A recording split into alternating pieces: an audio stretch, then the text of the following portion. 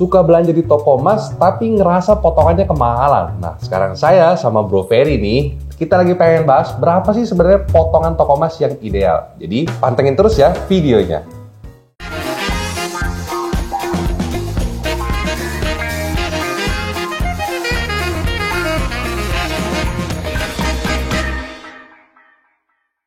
Halo semuanya, selamat datang di channel Halo Mas bersama saya Willy. Sekarang saya lagi nggak di studio, saya lagi sama Bro Ferry. Halo, brother. Halo. Ini brother saya ini nih. Jadi memang pekerjaannya sama-sama pemilik toko emas. Jadi memang sering sharing ya. Iya, betul. Bertukar ilmu, lebih tua dari saya juga, lebih berpengalaman juga.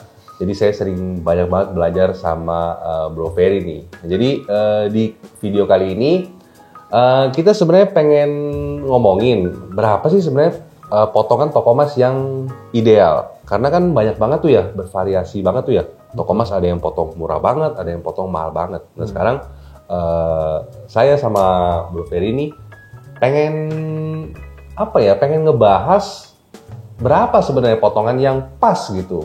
Ini topik hot loh. Hot ya? Di toko emas ini hal yang pertama kali ditanyakan sama konsumen. Potongan. Gitu. Jadi buat kalian nih yang sudah biasa belanja emas, ini dibilang mengedukasi saya nggak tahu, tapi yang pasti mungkin bisa membuka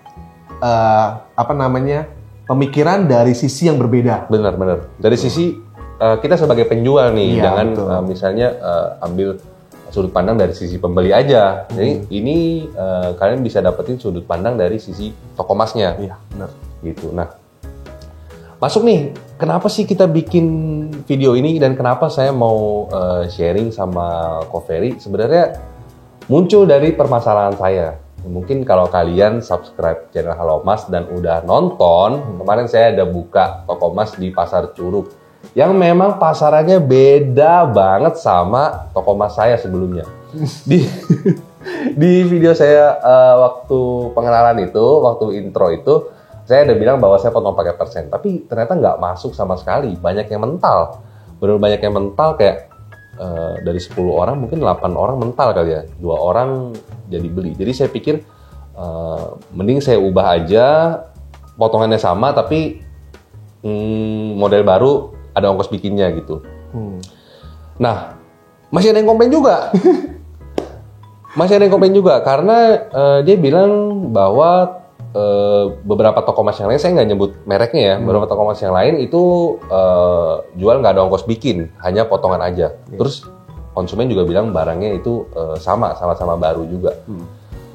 Nah ini makanya kenapa saya mau bikin sama Ko Ferry, berapa sih sebenarnya potongan yang pas ini? Nah ini Ko Ferry ini juga punya pengalaman pahit nih ditanyain konsumen. Iya, saya Google review bintang 1 udah biasa.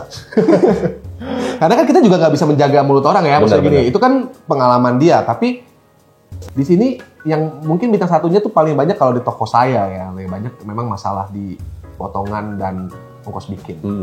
Gitu. Nah tadi kan Bro Willy ini bilangnya yang ideal, gitu kan ya. Mungkin ideal buat saya belum tentu ideal buat toko lain. Nah ini harus dipahami juga sebagai yang nonton ini sebagai konsumen perhiasan emas. Kita ngomong perhiasan ya, kita nggak ngomong LM, kita nggak ngomong yang lain-lain, kita ngomong perhiasan emas. Menurut saya kalau ideal itu banyak banget variabelnya. Ideal saat di toko A belum tentu ideal di toko B. Jadi sebenarnya konsumen juga nggak bisa judge ya atau menghakimi toko ini. Oh, kamu mah potongannya mahal, pasti untungnya mau banyak-banyak. Oh, atau kamu toko murah nih, ada yang lebih murah gitu, makanya untungnya kamu lebih banyak, dia lebih nggak banyak gitu. Misalnya itu nggak fair juga, karena kamu kan juga buka toko emas, pasti lu juga tahu dong kayak gimana di dalamnya gitu. Manajemennya seperti apa, ada karyawan yang harus kita bayar, karyawannya pun nggak sama harganya maksudnya gitu. Maksudnya kayak kalau lu mau dapet karyawan yang lebih oke, lu pasti hire yang lebih oke. Karena lu pengen usaha lu lebih growth, pasti bayar lebih mahal. Lu kayak misalnya tempat gua punya toko emas yang mungkin menurut gua di Tangerang cukup modern secara sistem manajemen. Gua punya kantor yang which is gak banyak toko emas, ada kantor pusatnya, tapi gua punya kantor pusat yang mengelola semua data. Terus gue juga punya training center, gue juga men-training semua karyawan gue dengan standar yang gue mau. Gue juga punya quality control yang baik terhadap barang-barang gue. Gue juga punya program-program yang baik. Gue meng-hire beberapa orang untuk bekerja digital misalnya, untuk mengakomodir apa yang harus berkembang. Nah, ini kan semuanya butuh cost. Benar. Cost perusahaan kan. Memang konsumen kan mungkin ada berpikir gini, ya saya kan yang penting maunya barangnya murah. Ya nggak salah, makanya saya bilang nggak salah. Tapi juga nggak pantas juga kalau bisa menghakimi gitu loh. Bener. Gitu. Jadi ada orang pernah bilang kan, ada harga ada barang, ya kan seperti itu. Itu betul sekali. Kalau kamu harganya mahal, kamu harus pastikan barangnya quality lah gitulah maksudnya. Gitu. Tapi kalau barangnya memang berkualitas, ya pasti mahal. Iya benar. Bener ya, gitu ya. Jadi kalau barangnya mahal belum tentu berkualitas. Tapi kalau barang berkualitas pasti mahal. Nah, jadi kamu bisa ceknya kayak gini. Kalau ke toko emas kamu ngeliat sebuah produknya berkualitas, tapi kualitasnya benar-benar dinilai secara terperinci ya, misalnya warnanya, ada patrian enggak, bekas servisan apa enggak gitu. Bener kalau bilang ini barang baru kok, beneran enggak? Iya, tapi kayak udah kok ada bekas pemakaian gitu. Itu, jadi sebenarnya kita nggak mau buka borok sih, cuman ya itu kita gini, gue harus mengedukasi lah sebenarnya, karena gue juga nggak mau jadi korban terus gitu. Jadi gue juga nggak mau kayak, oh di toko gue nih selalu pengennya nih untung gede mulu, makanya harganya barang mahal. Kamu bisa bandingin semua produknya gitu. Bisa bandingin produknya. Karena kan kita kan punya cost yang kita keluarkan. Misalnya terus kayak gue punya mungkin beberapa produk yang impor yang secara cost udah lebih mahal. Iya. Tapi modelnya memang mungkin ada yang mirip nih sama barang lokal. Di toko sebelah lagi. Ya kan? Terus dibandingin harganya, di compare apple to apple, kan nggak bisa. Nggak bisa. Ya kan? Tapi kan konsumen nggak punya pemahaman sampai ke sana. Benar. Nah, itu tugas saya, dan saya juga sering ngomong sama karyawan-karyawan saya untuk mengedukasi konsumen gitu. Cuman balik lagi seperti yang tadi Bro Willy bilang nih, marketnya juga mempengaruhi. Benar. Siap nggak marketnya menerima produk tersebut? Misalnya kayak gue masukin barang impor. Nah, emang di tempat lu orang mau apa beli barang impor gitu misalnya kan? Iya. Nah, itu kan salahnya kita. Misalnya kalau lu udah tahu nih nggak bisa ini, lu masukin. Tapi ketika lu jual nggak lebih mahal kan, bukan berarti gue pengen untung banyak gitu, ngerti gak sih maksudnya? Karena memang barangnya beda. Nah, persepsi itu yang tipis sekali dan harus dipertegas. Iya. Gitu. Bukan kesannya kalau toko, mungkin banyak ya sekarang yang berseliweran nih. Kan banyak juga YouTuber yang suka nge-review. Gimana gini judulnya biasanya? Tips atau rahasia menjual emas di toko emas supaya nggak rugi. Nah, iya. Kesannya seperti toko emas itu membohongi. Kalau mungkin ada pengalaman yang ngerasa dibohongi, ya mungkin ada. Namanya toko emas banyak ya. Gitu kan, kita nggak bisa atur. Oknum pasti ada. Dimanapun namanya oknum pasti ada, betul. Tapi tidak mungkin jangan gara-gara 1-2 toko atau oknum-oknum ini jadi menyamaratakan semua toko emas pasti seperti itu. Bener. Itu ya, bener kan? Itu kita sepakat dulu. Nah, terus tadi balik lagi ke pertanyaan yang ideal. Ya. Kalau kita ngomongin angka, tadi saya bilang ya, mungkin saya nggak menyebut angka karena berbeda. Kalau di tempat saya mungkin 10%, mungkin ya. Untuk produk-produk tertentu dengan kadar-kadar tertentu 10%. Tapi mungkin ada yang tidak ideal, terlalu mahal 10% itu untuk produk-produk tertentu. Atau mungkin lebih kemurahan untuk produk-produk tertentu. Let's say misalnya produk yang ada berliannya. Gak mungkin kamu potong 10% gitu. Iya. Nah, mungkin kayak saya pernah dapat kok potongan 10% berlian. Nah, kamu mesti cek dia apple to apple nggak? Misalnya kualitas ikatannya, rangkanya pertama dari kadar. Misalkan dia bilang kadar 75, pas nggak? Ya kan? Terus seberapa rapi, seberapa sulit perhiasan itu dibentuk, misalnya handmade atau cetakan, karena berbeda kan? Bener. Terus berliannya lokal atau Eropa, misalnya. Eropa sendiri pun jaya atau enggak, misalnya kan? Iya. Nah, colornya apa? Cuttingnya apa? Ininya apa? Jadi kalau kamu bisa dapat produk yang benar-benar kayak gitu, apple to apple 100%, baru kamu bisa compare harga. Benar. Nah, di industri perhiasan emas, susah sekali mendapatkan produk yang bisa compare tuh apple to apple. Produk yang jenisnya sama, diproduksi oleh produsen yang sama, bisa berbeda dari berat misalnya. Iya kan, betul ya? Karena mass production kan. Benar. Kayak gitu. Even beratnya sama pun, kalau misalnya toko ini udah jual berkali-kali, use gitu maksudnya ya. Gue jual barang baru, barangnya sama nih, di-compare kan nggak masuk akal dong. Bener, kayak lu ngambil baru, bener-bener fresh nih. Dia belum pernah dipakai orang. Yang satu ini udah pakai 2 kali. Kan masih kelihatan fresh kan? Iya. Apalagi misalnya yang pakai ini cuma beli 2 hari. Iya. Nggak muat kok. Lu jual, lu kan udah dapet potongan di situ. Terus lu jual lagi, dipakai cuma sekali-kali buat undangan. Lu dapet potongan lagi. Lu kan sudah nutupin cost lu paling tidak beberapa kali sudah ketutup kan? Iya. Dia pasti bisa jual harga lebih murah dibanding lu. Yang baru. Kenapa? Karena dia sudah, kalau dibilang barang baru masih grass. Ya, kita nggak bilang Iya. barang baru kan? Barang grass. yang masih grass, yang masih kelihatan baru gitu. Kayak gitu sih. Jadi kita memang sulit ya pada dasarnya nih, kita disclaimer juga nih. Gua pun, kita kan pasti pernah jadi konsumer. Ya, lu juga pasti jadi konsumer lah. Memang dasarnya ya kita memang dituntut sebagai konsumer itu harus yang mencari yang termurah. Bener dong, karena siapa sih mau beli barang lebih mahal? Tapi kan kayak kalau lu beli barang murah, lu pasti misalnya bukan beli barang murah. Kalau lu beli barang yang lebih murah, misalnya kayak lu mau belinya tadinya gue mau beli Apple, iPhone misalnya kan, oh harganya sekian, enggak gue mau cari yang lebih murah, ada nggak? Ada banyak sekali kan, ya kan. Nah tapi kan lu pasti ada yang lu korbankan di sana. Bener. Walaupun mungkin yang lebih murah ini ada sisi yang lebih bagusnya, ada beberapa sisi yang lebih bagusnya, tapi nggak bisa lu compare karena ini pasti ada yang lebih murah nih pasti punya kelemahannya juga. Betul. Salah satu contoh ya misalnya ya Prestige, nilai Prestige itu nggak bisa dinilai pakai ini. Lu mungkin ya kayak lu pakai barang branded, harganya mahal, ya kan? Terus let's say sepatu lah gitu ya, sepatu branded, harganya bisa sampai ada yang 10 juta, 20 juta. Kalau kita lihat talar sebagai fungsinya, ya alas kaki toh. Ya, lu beli yang 500.000 juga sama tetap aja melindungi kaki lu kan? Iya. Ya. Kalau lu mau cari yang melindungi alas kaki doang, pasti lu akan bilang kemahalan. Betul. Karena kita cuma nganggep fungsi sepatu ya alas kaki aja. Beli 10 juta pasti kemahalan. Betul. Nah, itu yang gua mau jelaskan bahwa ada sisi prestige-nya di sana. Begitu juga perhiasan. Perhiasan itu kan barang fashion. Bener kan? Bener. Ya kan? Kalau niat kamu datang ke toko perhiasan pengen berhias, ada nilai yang lu nggak bisa bayar. Desainnya itu loh. Bener. Kecuali lu datang beli LM. Ya kan? LM aja sebenarnya kadang ada price kayak lu beli yang Antam bukan. Iya. Yang fresh bukan. Yang baru bukan. Iya, padahal sebenarnya secara quality yang sama. Karatasnya kan sama. Betul, karatasnya sama, beratnya sama, sama-sama terpercaya, ya kan? Sama-sama bisa lu uji bener nggak itu karatasnya. Tapi tetap aja masih ada orang nggak pengen beli US. Iya, bener. Gitu kan? Nah, jadi balik lagi nih tadi kita balik lagi ke yang ke potongan tadi. Jadi maksud gua adalah potongan itu nggak bisa dibilang gini. Ya jadi lu cocok aja lah kalau lu sama toko ini cocok, dengan perhitungan lu cocok, dengan potongan cocok, ya sudah. Gitu, lu transaksi. Kalau lu nggak cocok pun lu nggak apa-apa gitu sebenarnya kan.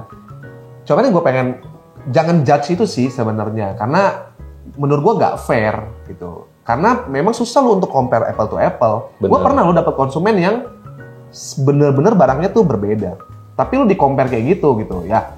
Gue sih no hard feeling ya, maksudnya nggak apa-apa gitu. Cuman gue berusaha mengedukasi. Bu, begini, Pak, begini.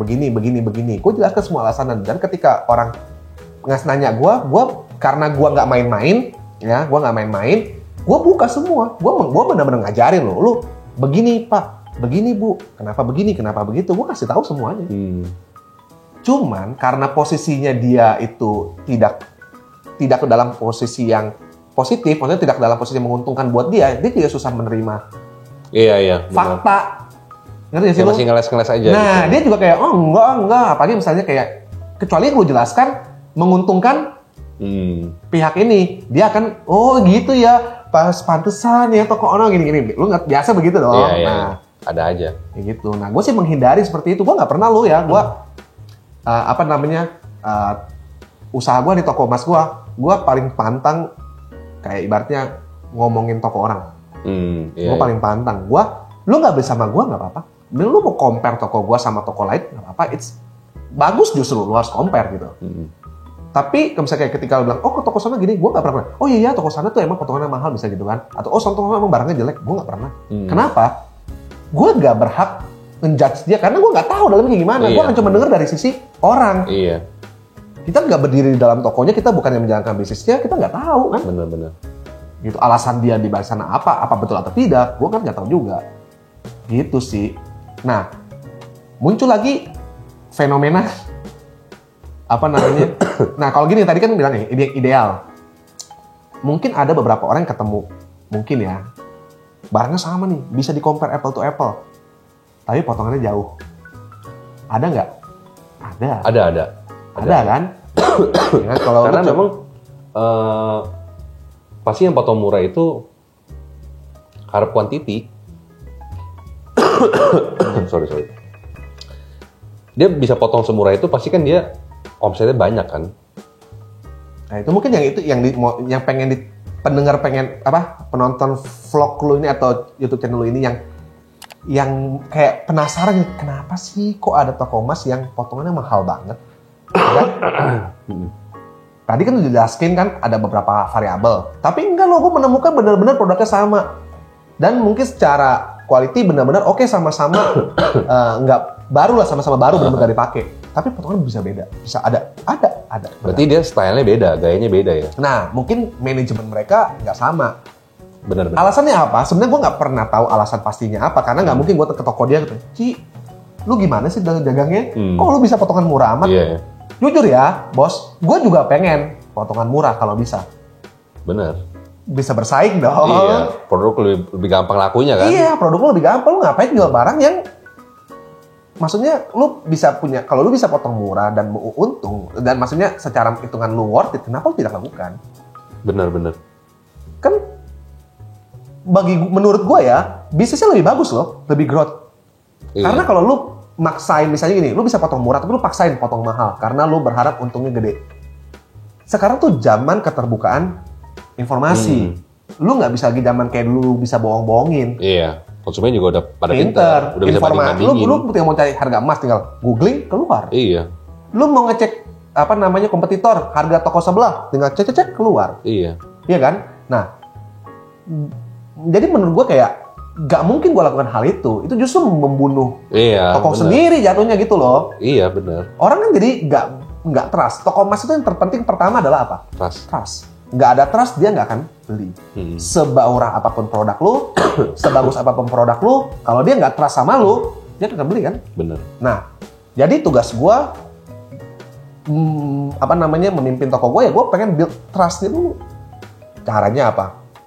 Membenarkan stigma-stigma yang salah. Yang cara mengedukasi, ya kan? Terus transparan. Terus berusaha memberikan misalnya term and condition, misalnya lu punya term and condition kan, lu jelaskan di awal, bukan dijelaskan di akhir, kesannya menjebak, iya. Kan? Di awal. Bahkan gue sampai kadang nih, saking kayak gue udah jelaskan tapi dia ngelak gitu, gue kadang suruh paraf, misalnya kayak ada term and conditionnya gue suruh paraf, dia sudah paraf pun dia masih ngelak. Nah itu kan gue nggak ngerti ya apa maksud dia gitu. Iya. Nah cuman kalau dia pulang terus dia marah-marah atau dia bikin gua review bintang 1 ngomong kayak gitu, kan ibarat bahasanya kayak gua terzolimi ya, kayak gitu kan. Iya nggak sih? Gitu, padahal kayak faktanya tuh gak kayak gitu. Dia kan seperti menggiring opini kan. Iya. Ya mungkin gua nggak tahu dia sengaja atau tidak, tapi dia menggiring opini. Dan opini itu salah. Benar. Udah jelek lah gitu ya. Kesannya kayak yang beli nggak pernah untung, yang untung toko emas doang gitu. Iya, betul. Nah sebenarnya gue juga kita bisa dibilang gimana ya, kena imbasnya juga. Bener. Memang nggak gue bilang nggak sedikit ya toko emas yang kayak gitu ya. Oknum ya. Oknum ya. Toko emas betul. Nggak sebutin mereknya deh, tapi bisa dilihat lah dari komen-komennya YouTube Halo Mas kan banyak banget itu pengalamannya yang mungkin di kayak Google review lu gitu. Misalnya, tapi ini bukan masalah ongkos bikin ya, dia masalahnya perjanjian pas beli, pas jual itu nggak sesuai. Misalnya pas beli bilang sesuai pasaran, tapi pas dijual harga udah naik sesuai surat. Itu banyak banget kayak gitu. Betul. Nah, gue bisa bilang itu kenapa toko emas oknum toko emas lakuin kayak gitu, karena dia potong terlalu murah. Dia nggak akan, menurut hitungan gue ya, menurut hitungan gue nggak mungkin potong emas 70-75%, harga 25.000 itu sesuai pasaran. Itu nggak mungkin banget. Maksud gue sesuai pasarannya bukan dari sesuai pasaran, nanti terima kurang-kurangin dikit, enggak ya. Bener-bener plak-plak pasaran gitu. Lu jual berapa, lu terima berapa gitu. Nggak bisa kayak gitu, karena itu spreadnya terlalu rendah. Nah, berapa spread yang pas? Buat 70-75, gue pernah ke Surabaya. Waktu itu gue lupa toko emas apa namanya ya. Ada berderet-berderet gitu deh. Di bawah flyover, gue lupa namanya apa. Dia bisa tulis harga jual dia berapa, harga beli dia berapa. Karena dia potong 10%. Ngerti nggak? Karena spreadnya tuh lebar, dia bisa potong 10%. Nah, dengan lu potong 10%, lu sebagai toko emas, maksud gue spread gue lumayan nih. Ya udah, gue bisa. Gue pasang harga jual gue berapa, harga beli gue berapa. Nah, kenapa nggak semua toko emas lakuin seperti itu? Kenapa nggak semua toko emas transparan? Di beberapa daerah ada yang nggak bisa. Contohnya kayak di daerah gue gitu. Di daerah gue, kalau lu bilang potong 10%, kabur orang bos. Begitu udah sedengar, kayak kan gue udah bilang kan, kalau beli emas nanya dulu, potongannya berapa kan? Potongan berapa? 10%. Berapa tuh? Terus masih ada yang nanya lagi. 10%. Itu per gram apa total? Kan sama aja kan? Kan sama aja kan? Jadi memang masih marketnya ya belum siap. Di tempat gitu gue ya. tuh belum siap pakai persen. Nah, di tempat gue belum siap dipotong sebanyak itu, makanya kenapa beberapa toko memang potong agak murah gitu ya, sekitar 25.000 atau 30.000 gitu. Yang pasaran pun ada, tapi dia nambah ongkos 30.000 potongan ongkos bikin 50.000. Tapi dia bisa pajang harga jual dia berapa, harga terima dia potongan berapa. Nah, karena spreadnya lebar gitu. Jadi maksud gue kalau misalnya lu lu cari toko emas yang potongannya murah, wajar sih. Memang wajar. Betul. Cuman dampaknya adalah gue jujur sebagai toko emas, gue nggak bisa nemuin keuntungan dari toko emas yang lakuin itu.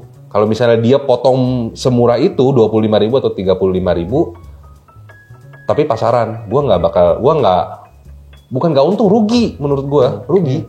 Menurut gue sih sah kok. Modal lu, toko usaha lu, bisnis lu, itu change buat kita juga. Cuman kita dari channel ini nih, kan ini penontonnya banyak nih ya, channel gede nih. Dikit-dikit aja. Penontonnya banyak nih kan. Gue terima kasih dikasih kesempatan untuk curhat lah gitu. Jadi yang kita ini yang pengen growing, jangan ditekan gitu loh. Maksudnya kita kan juga berharap sama konsumen. Toko itu kalau nggak ada konsumennya nggak bisa gede. Bener.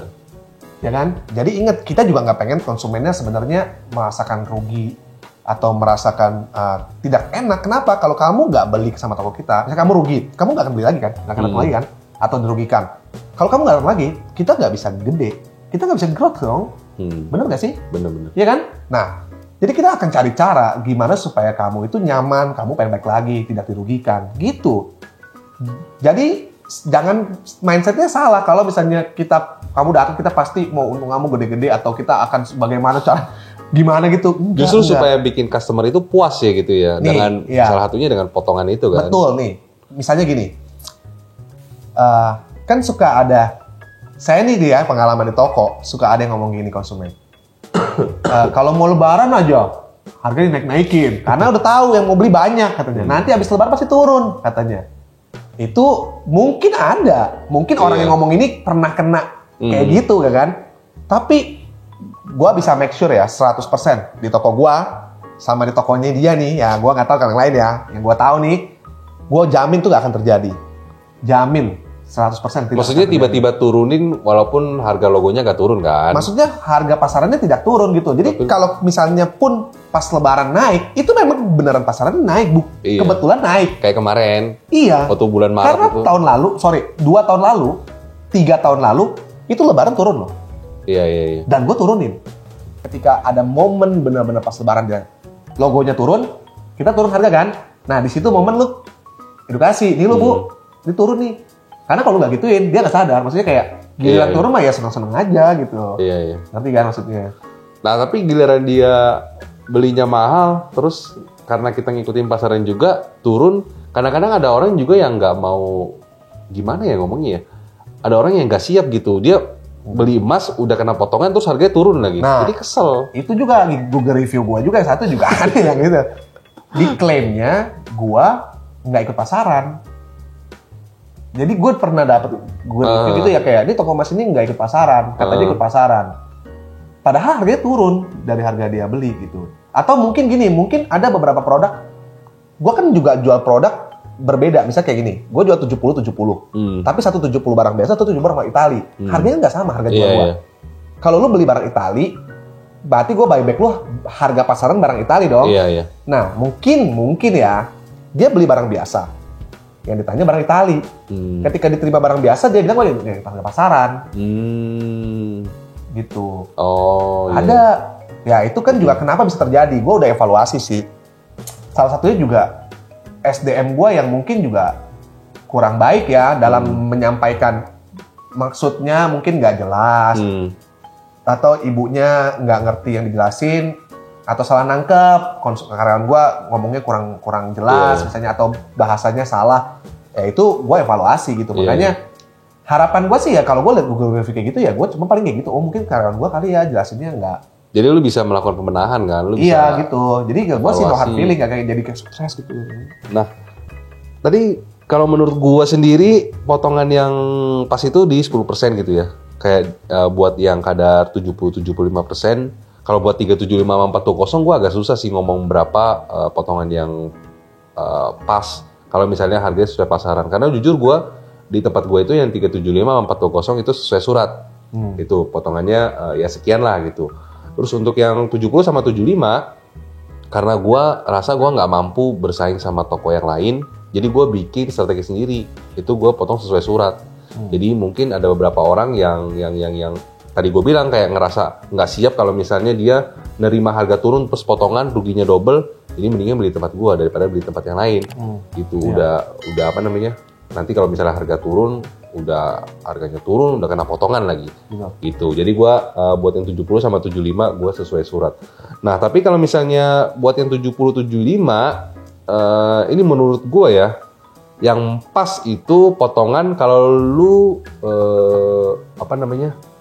mau transparan itu di 10% buat barang biasa.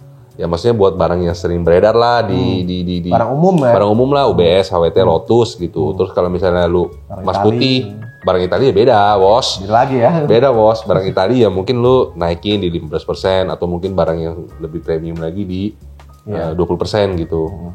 Nah, kalau lu dengan terapin kayak gitu, mungkin memang beberapa lokasi nggak siap gitu ya, tapi dengan lu terapin kayak gitu, gue ngerasa sebagai toko emas itu bisa lebih transparan. Iya, kita juga nggak jadi kucing-kucingan ya. Lu berani buka harga jual lu berapa, harga beli lu berapa, karena spread lu gede. Kayak tadi yang lu bilang kayak di Surabaya begitu kan. Iya, kayak di Surabaya. Ini ya, kayak money changer. Kayak money changer, bener. Ketaker, soalnya spreadnya ketaker. Iya kan? Bener.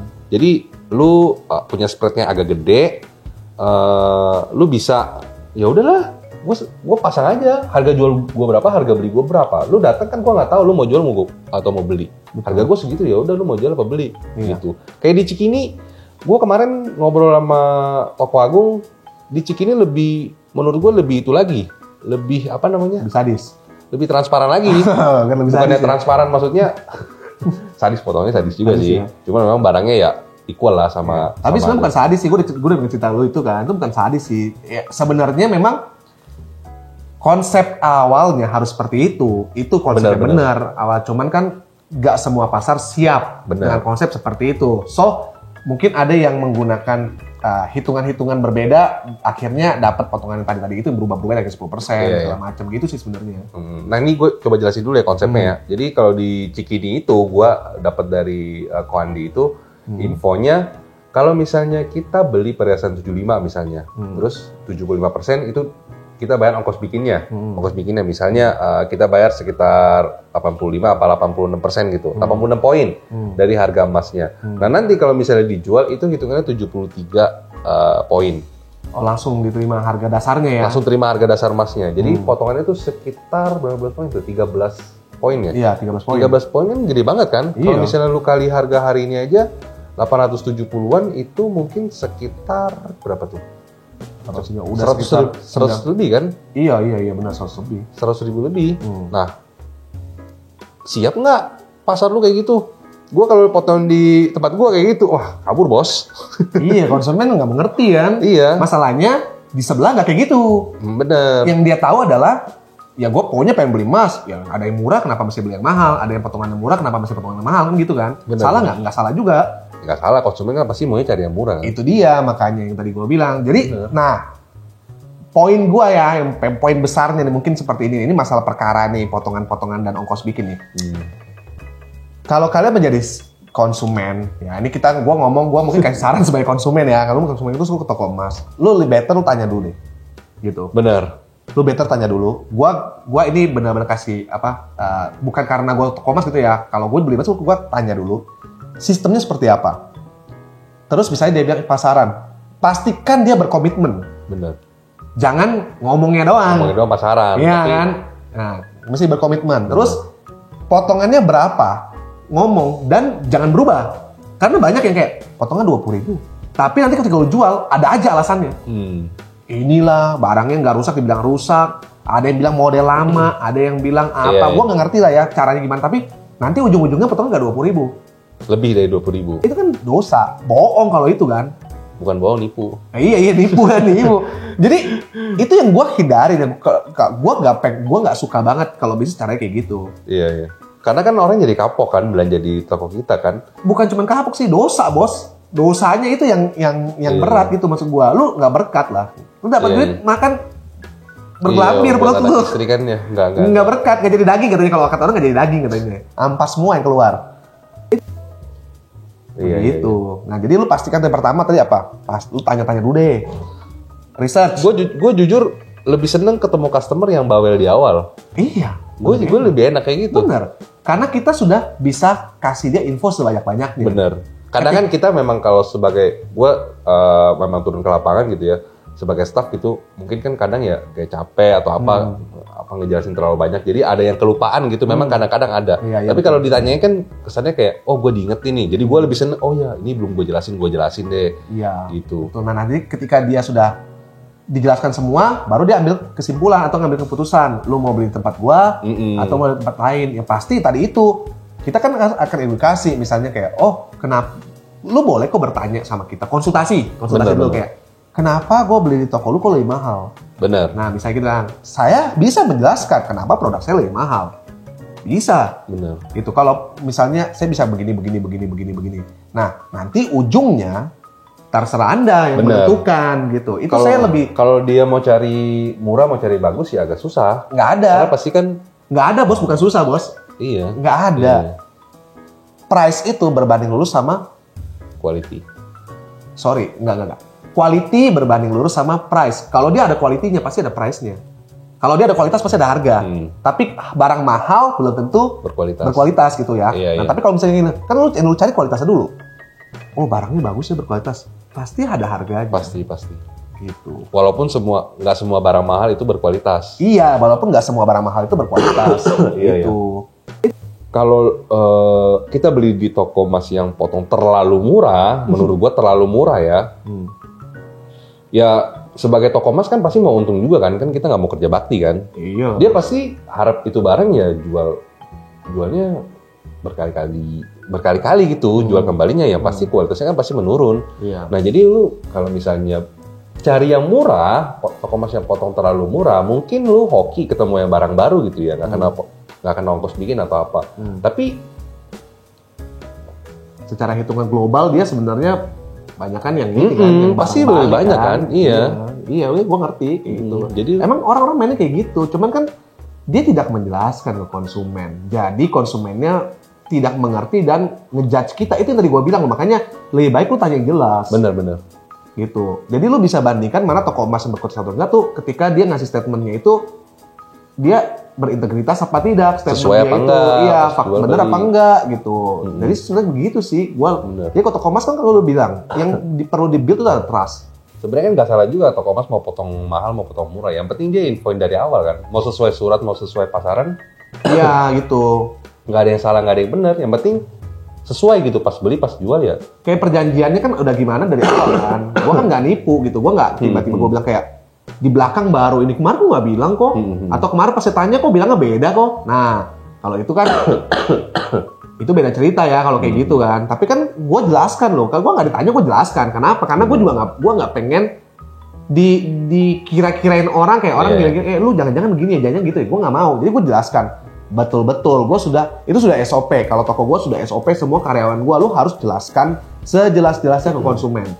Cuman mungkin kontrol di lapangan kan kita nggak tahu ya. Mungkin keterbatasan namanya SDM manusia, bahasanya kadang keselimpet salah ke orang itu. Karena kan kita ngelayan orang banyak, konsumen banyak. Terus ada mungkin konsumennya buru-buru. Nah itu juga ada kasus kayak gitu tuh. Dia buru-buru, jadi kita jelasin dia nggak masuk, iya doang, iya cepet aja gitu. Nah tapi nanti ketika pas jual pas kebetulan dia posisi yang tidak menguntungkan, dia komplain. Ada aja sih pasti kayak gitu, karena kan customernya banyak. Betul ya. Puji Tuhan sih gue sampai hari ini secara global ya gue cukup growth lah gitu usahanya. Puji Tuhan seperti itu. Iya lah growth lah. Cabang lu berapa coy? Lumayan sih. Dikit-dikit. Berapa? Bentar lagi 9, tahun ini 9 nih. Enggak sih, tahun ini 8 ya pasti. Oh tahun ini 8. Iya, betul. Mantap sih emang. Ya itu juga terlepas dari itu kan konsumen yang trust ke kita. Iya pasti lah. Itu kan kita nggak bisa. Pasti lah. Kayak gitulah bos pokoknya. Nanti kita mungkin lain kali bahas ini lebih dalam ya. Kayak kita udah terlalu luas banget ya sih.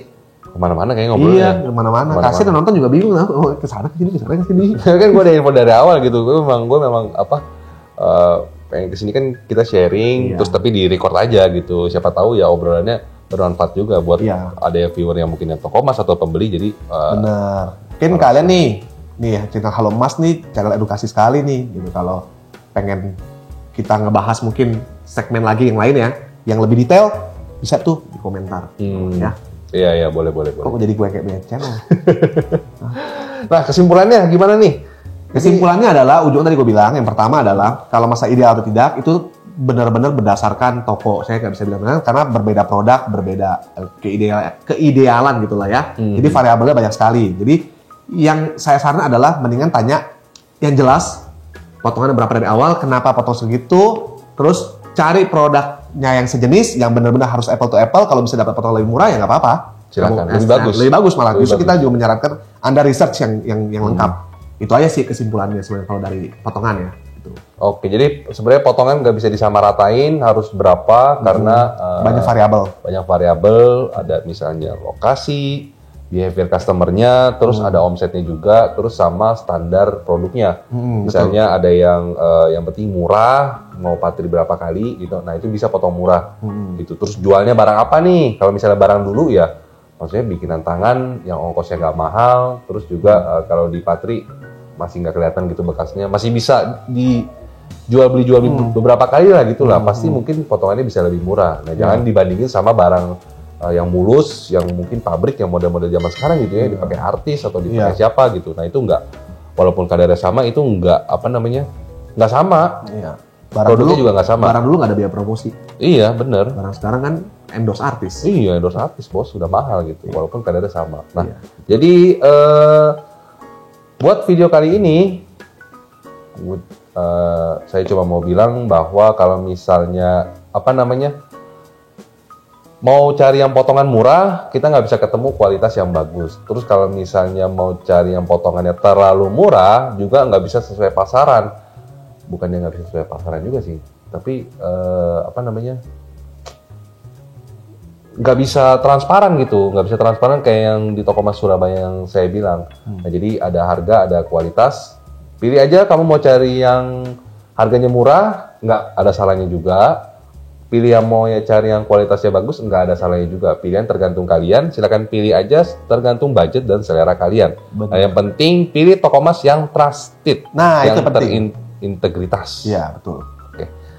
Oke guys, sekian video kali ini. Gua sama Ko Ferry udah capek, ngobrol mulu, wah ngantuk coy. Iya sama.